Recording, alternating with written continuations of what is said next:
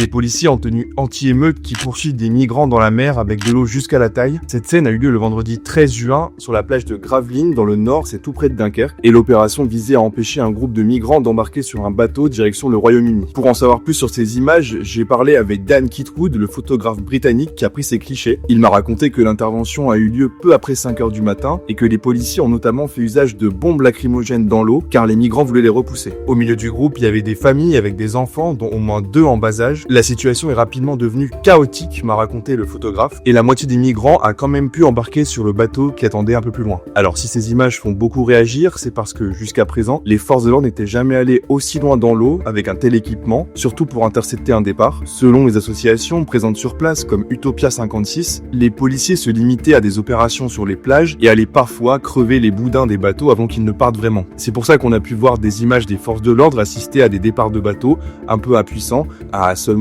quelques dizaines de mètres d'eux. Pour le reste, c'est le droit de la mer qui prime et les autorités françaises se limitent à des opérations de sauvetage par crainte de causer des chutes dans l'eau ou des naufrages. Mais cela pourrait bientôt changer car le Royaume-Uni, qui finance une grande partie des opérations de police dans le nord de la France, réclame depuis quelques semaines des nouvelles méthodes et notamment des interceptions en mer. Le ministre de l'Intérieur, Bruno Retailleau, s'est d'ailleurs dit favorable à un changement de doctrine et voudrait pouvoir intercepter les embarcations jusqu'à 300 mètres des côtes. Le dossier est actuellement étudié par le gouvernement français et des propositions devraient être faites d'ici quelques semaines. Les associations que j'ai pu rencontrer sur place sont opposées à cette méthode qu'elles jugent dangereuse car les embarcations sont surchargées et souvent fragiles. Frapper ou gazer des migrants juste avant qu'ils ne montent dans les bateaux risque aussi de les affaiblir juste avant une traversée qui s'annonce périlleuse. Alors que 2025 devrait battre un nouveau record avec déjà plus de 17 000 personnes arrivées au Royaume-Uni de cette manière, le débat sur la politique sécuritaire est brûlant. Les associations, elles, appellent plus que jamais à l'ouverture de voies légales pour les demandeurs d'asile au Royaume-Uni.